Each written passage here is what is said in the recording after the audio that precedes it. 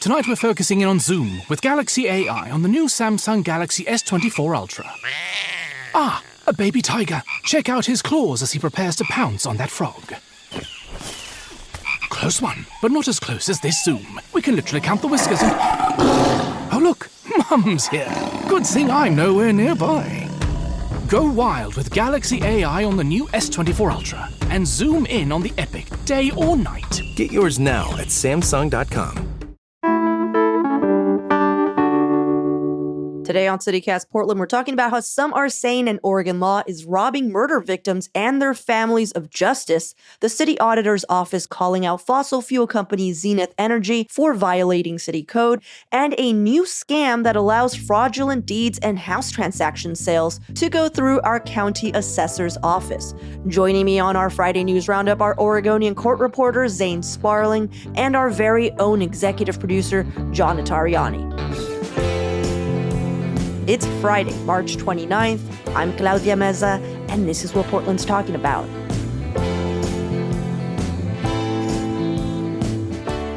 Welcome, everyone, to the Friday News Roundup. Zane, John, thanks for hanging out with us this morning. Hey. Zane, welcome back. It's been 969,000. It's great to be back.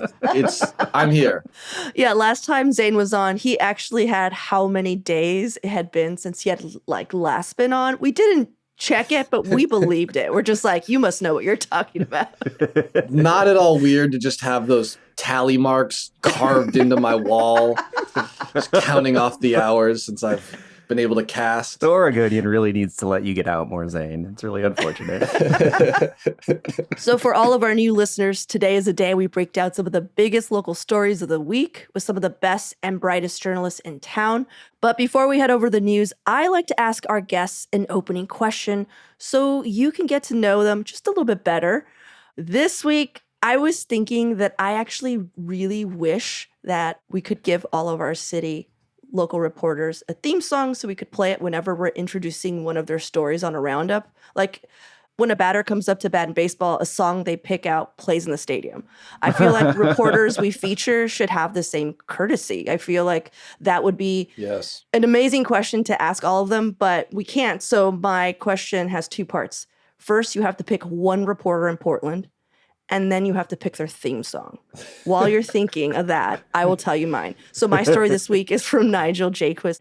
This is why it happened. I was like, I feel like Nigel would be listening to this. So Nigel is such a solid investigative reporter. It would be Men at Work, Who Can It Be Now? Because I feel like that song has a feeling of secrecy and urgency and that like sex melody, like, could that's something you would hear in a movie where like a PI is like poring over files.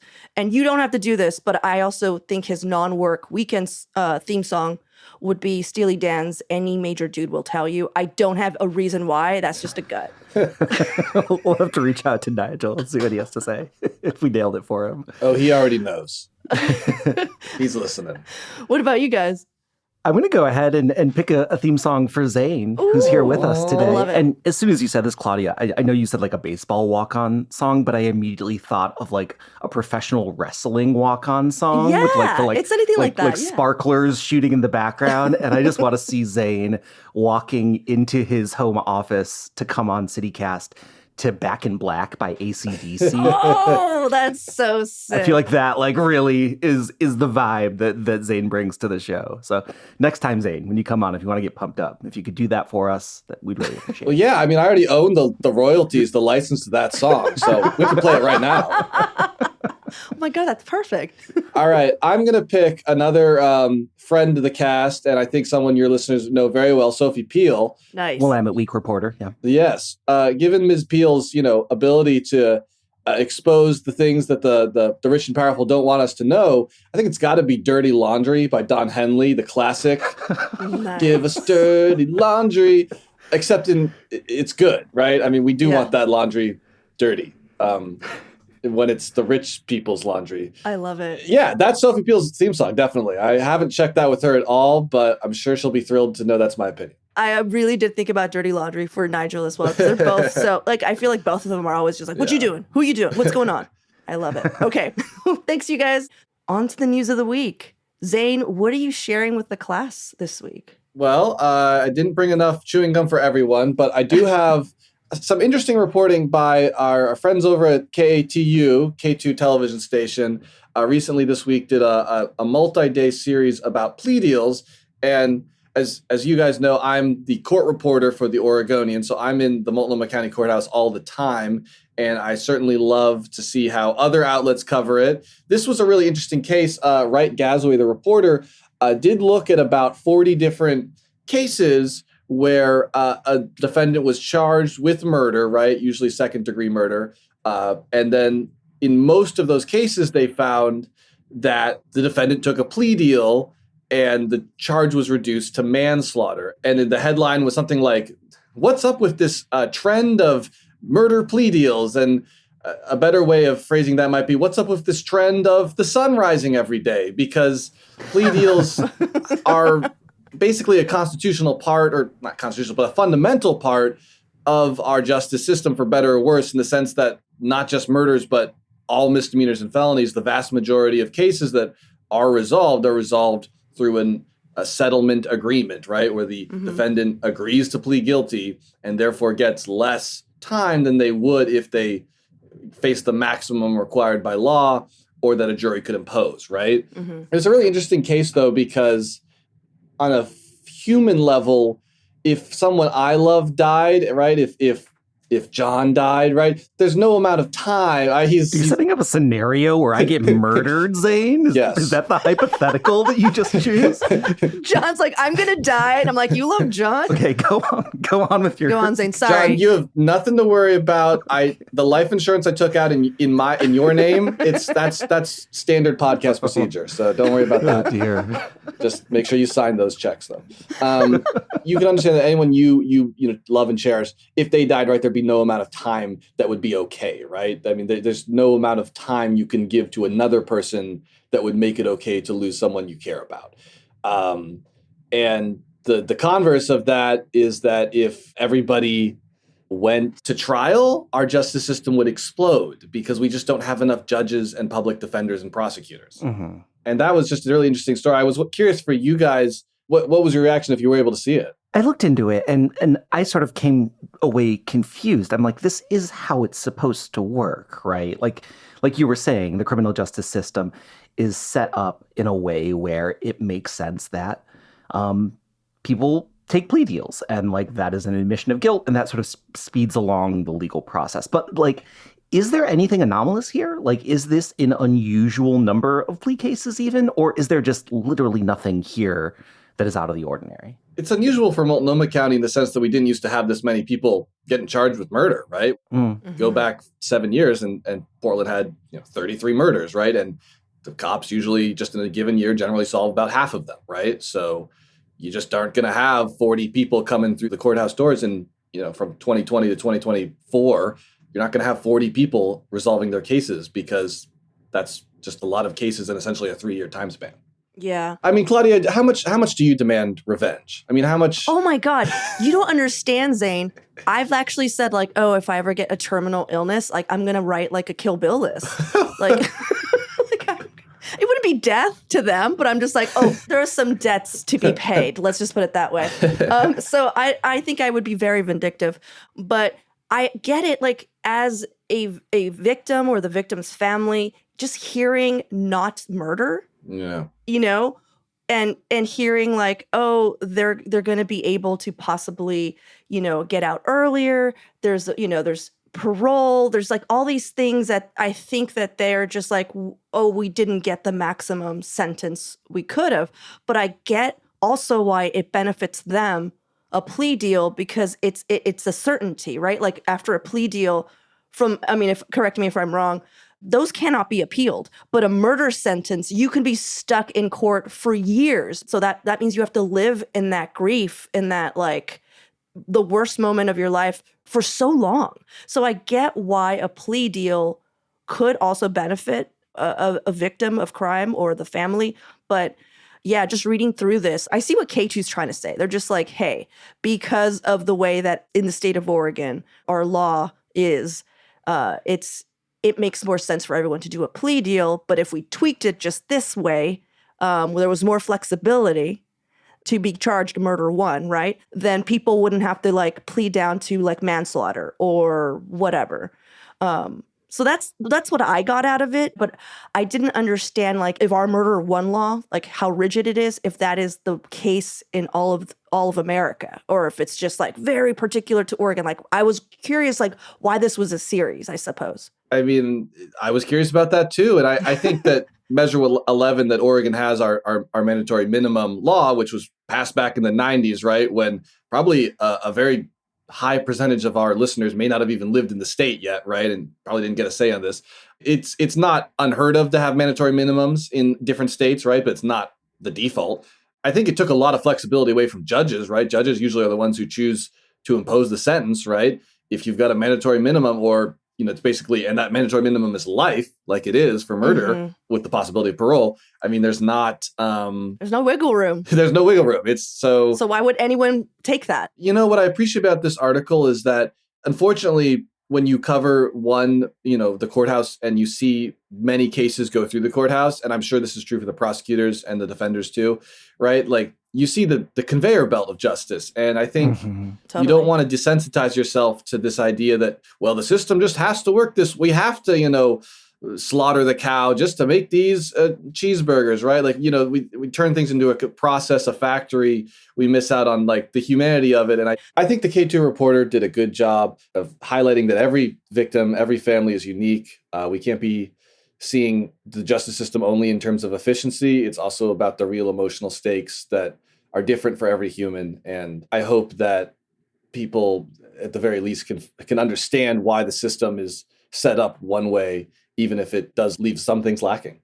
Something that I was curious about when I was reading this is I feel like when I read these types of stories, I'm always trying to figure out like what they're gesturing towards, who holds accountability for this, And the reporting did sort of invoke the name of District Attorney Mike Schmidt a lot, Yeah. And I was trying to figure out, like, is it trying to imply that the district attorney is responsible for this? And like for state law? And how does that make any sense? Or am I just reading way too far into it? Like, what do you guys think? It was implying that, and I don't think it makes any sense. Okay. Okay, John, I'm glad that you brought this up because that was going to be my question too. So we just had Multnomah County DA Mike Schmidt on the show earlier this week, and a lot of my questions that I had for him were basically questions that we've gotten from listeners, that Portlanders have, and everyone, he's just like, well, so that's not my office. Well, that's not what I do. It is a thing that, like, now that I'm interviewing a lot more like elected officials, I've noticed that nothing is their office. That's all I'm going to say. But I do sympathize with the fact that there is a lot of kind of mixing them in, like even like with Measure 110, like I'm sorry, he didn't write that. Do people understand that he didn't write that? Yeah, but say you talk with the DA a lot in your reporting. Like what was your read on that like through line of like Mike Schmidt in the reporting? He is the specter that seems to haunt us all these days. It's always interesting to see TV reporters learn about something for the first time on air. Sorry. I think one of the top criticisms I hear of Mike Schmidt is that he's disengaged. The prosecutors who work under him don't like him.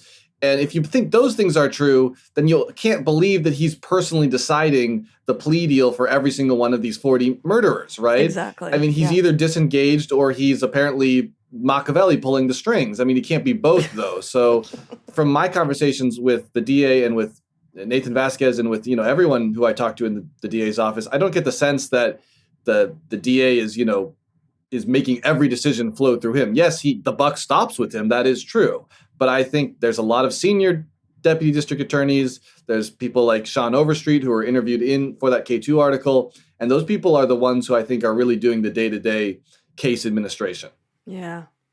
Well, thank you for breaking that down for us. And if you're interested in hearing the interview with DA Mike Schmidt, just check it out. It's, I think, a few episodes before. Yeah. All right. Well, let's take a quick break here. And when we come back, more headlines of the week.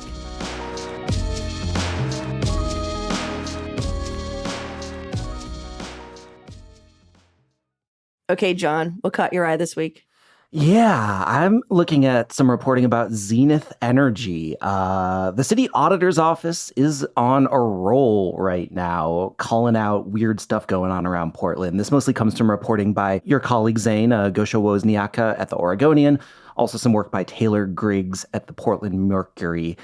Zenith Energy is a Texas-based fossil fuel company, but they operate this terminal along the Willamette in northwest Portland. It's basically like a waypoint for crude oil, right? There's a lot of oil coming out of Canada, and it sort of stops here and then gets transferred and then goes elsewhere. But like for the last couple of years, there's been this back and forth over a land use compatibility statement, which is basically like a permit for them to operate. It was denied in 2021. Then got approved pretty suddenly in 2022. Well, now this report from the city auditor is saying basically that Zenith had been engaged in lobbying with city officials.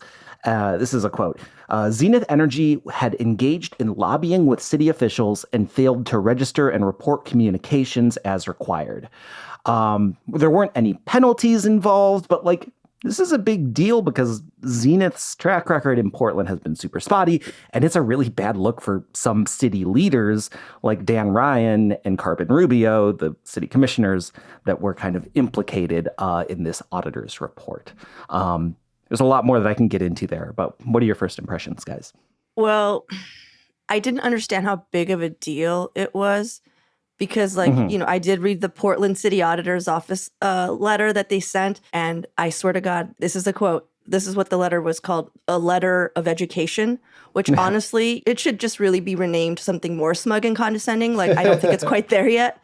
Yeah. But I remember when Commissioner Dan Ryan and Carmen Rubio had a private like Zenith site tour, like that had already hit the news. So I was also confused because they're just like, all this stuff was happening behind closed doors. And I'm like, it was reported. Like, I remember hearing this. So I'm confused, like, what the implication is. Like, was money exchanged? I mean, I know that the land deal, the second one that did go through suddenly, it said that the only way it was going to go through is that, Zenith said that they were going to plan to begin transporting renewable fuels within 5 years, which would then align with the city's climate goals. So that was like 2 years ago. So does that mean that in 3 years, they're going to stop transporting oil? I feel like maybe the focus of and the energy should be on that promise and not like something that already happened. You know what I mean? Yeah, let me like maybe back way up and like give us some more context of like why we're talking about any of this. I think we all started thinking about oil trains in Portland, like back in 2016, when there was one that basically like derailed and blew up in the gorge. Like this train carrying oil. Yeah. I remember that. Just, it was a huge deal. It was an environmental catastrophe. Well, then, a couple years later in 2018, this reporting came out that Zenith had basically been like rolling all this oil through Northwest Portland that they weren't reporting to anybody. Like the people who were in charge of like potential disaster management were like, wait, what? So then there's been a lot of years of like back and forth with Zenith and like, a lot of activism to try and get them to cut out of Portland completely. There's been billboards up that I think might still be up, sort of like talking about how dangerous it is to have these big fuel containers on the edge of the river. Yeah, stop the tanks or tank the tanks. Yeah. Tank the tanks, yeah. It's catchy. Which, like, if there were a Cascadia earthquake, having giant tanks of crude oil right next to the river, not a great thing, potentially. And jet fuel. Yeah, it's the whole thing. Yeah, I would be dead. Like, my whole house would just be blown out of the... Claudia, I live less than a mile from you. Yeah. It would not be good for me either. Yeah. But so, Sad day for the cast. So that, like, kicked off all this, like, years of conversation about it, right? And then there was the permit denial in 2021. So, yeah, the central question is, like, how did they go from having a permit denied to having it approved in the following year? And you're right, like Zenith did say that they're going to completely phase out crude oil operations. They're hoping to be completely removing crude oil and transitioning to storing renewable fuels, not clear exactly what that means from what I've read, by 2027. So that they are, I mean, along with a number of other changes that Zenith is agreeing to and making concessions. But the central question is, like, was it unusual for this to be approved as quickly as it was, you know? And there's a lot of back and forth on that. Like, some people are saying that, like, yeah, this really doesn't fly with the normal process that it takes to get a Lux, which is like the sort of permit that we're talking about, approved. Yeah. Whereas other people from the city are saying that it is like very normal and that this was just a standard process. John, super quick clarifying question, because I'm living in fear right now. Is it Zenith or Zenith?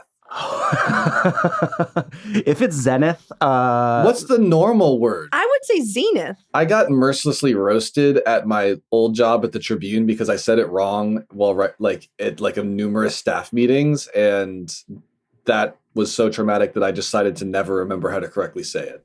Oh, really? No, Promise this fear without any help or clarification? Correct. I am now like frantically Googling and realizing that I've said it enough times that I'm just going to have to live with whatever correct or incorrect pronunciation. I was just paranoid. You guys shouldn't listen to me. Zane, is it Zane or Zane? I want to know. Oh, no. Well, anyhow, because I was confused. I was like, why was Commissioner Rubio even in this mix? Because she wasn't even the commissioner for that bureau.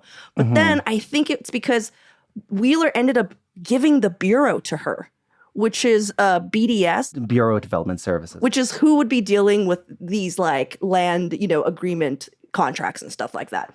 And this is what I thought was kind of sad was, Commissioner Rubio has a big platform about climate resiliency. And, when they asked her like what her goals were, she was like climate, climate, climate. So when BDS went to her, a lot of activists were like, hooray, Carmen Rubio.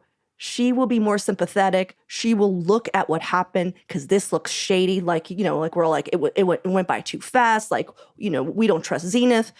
And she just was like, no, we're not looking back into it. Like, it's done. And I know that really like burned a lot of people. So that was one. John, do you have anything to say about that before I give you my second point, which might be the most important one? Go on, and then I'll respond to both. Okay. Well, full disclosure, I was once in a futsal team, like with City Auditor Simone Reed's wife. Okay. Whoa. Shout out to the Maradonuts. And we were actually 2015 division champions in our rec league. It was literally the most bottom level division, which is D4. John, this goes somewhere. And I mention it because when Rose City Futsal shared our victory pic on their Instagram, for some reason, a player from another team got really upset and was like, this person commented something like, not sure why we're celebrating a bunch of young, skilled players that like purposefully played down and ran up scores. Like she was accusing us of like going to the lowest team to dominate, which would be ruining the spirit of rec league futsal, really. And I know it was just hater talk, but most of us had just started playing that year, myself included. So anyhow, I bring this all up because this story did make me wish that Simone had been the city auditor back in 2015, because we could have really used a letter of education explaining how sports worked to some of the teams on our division. Imagine scoring a few more goals than another team and being like, oh, we should stop scoring. Let them catch up. I mean, that was nearly 10 years ago, but like... Still hurts. I'm still flabbergasted. Second point. John, go ahead. Second point. Let me go back to the first point. I have nothing to quibble with in the second point. I think you are absolutely correct. Thank you. And it's a shame that we didn't have those protections back in 2015.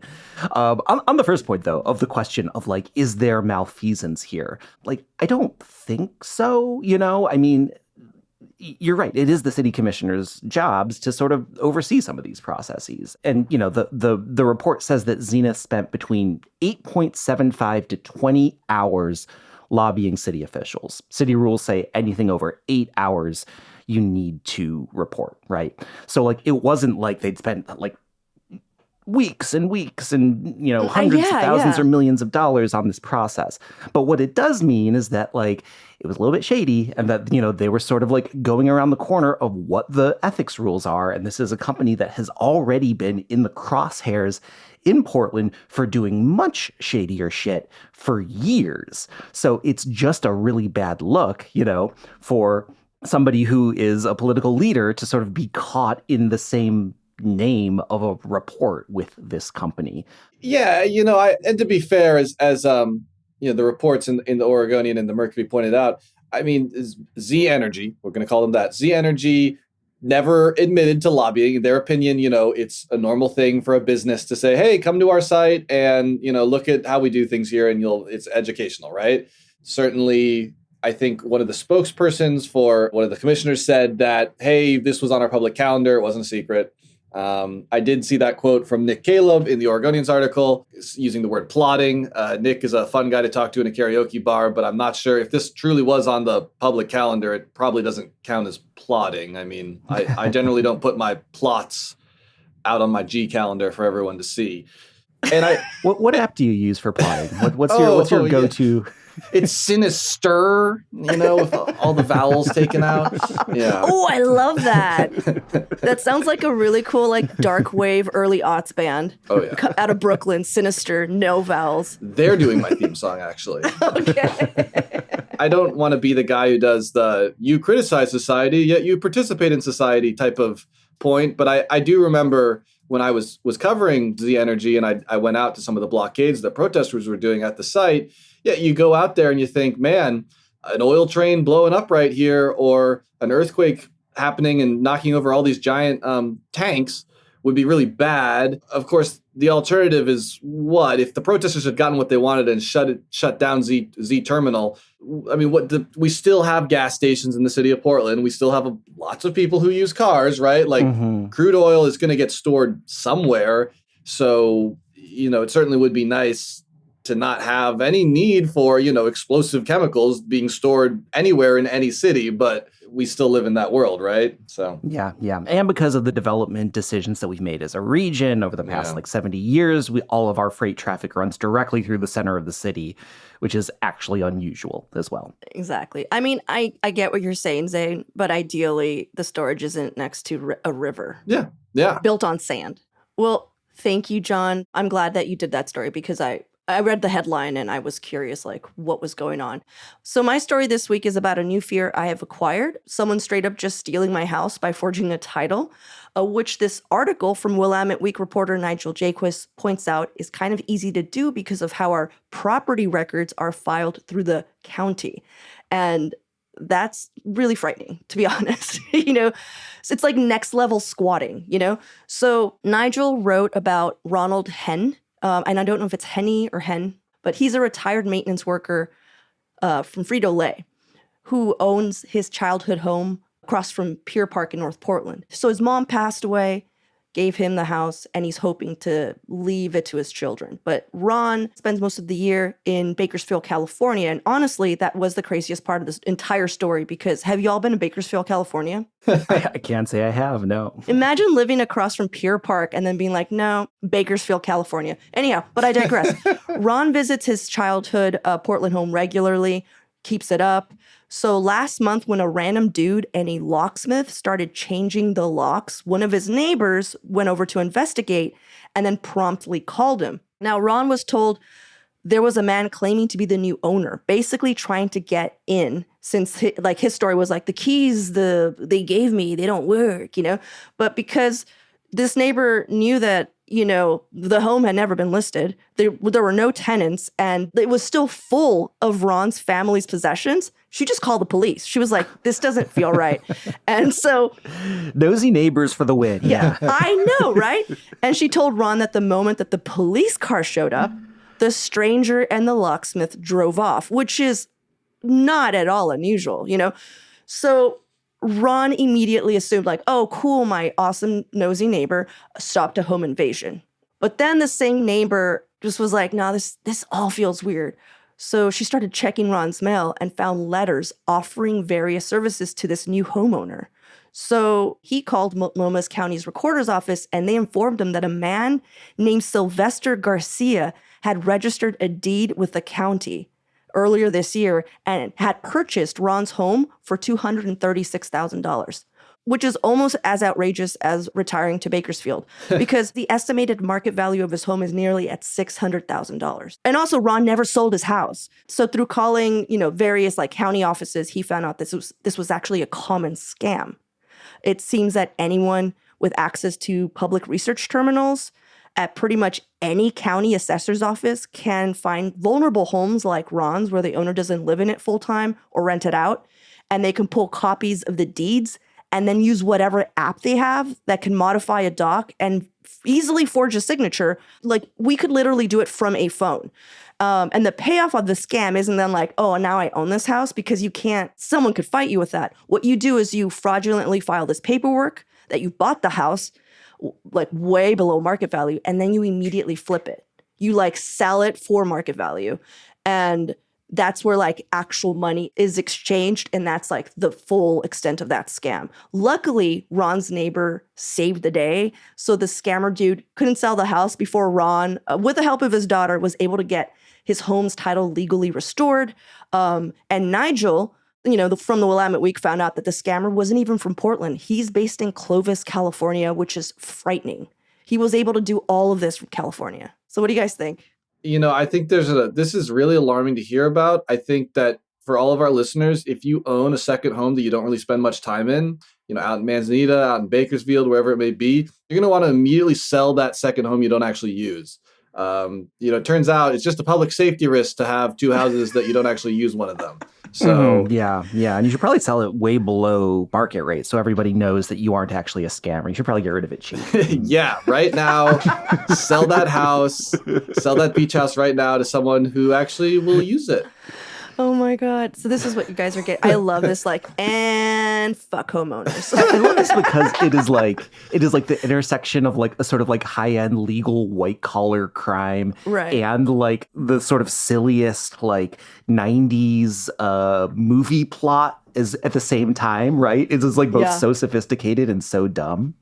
I heard that the scammer's actual ultimate plan was to move into the house and masquerade as the owner, who was a dentist, and then move through society as this owner, because nobody had seen this owner of the house in 25 years, a la the plot of the 1995 movie House Guest starring Sinbad.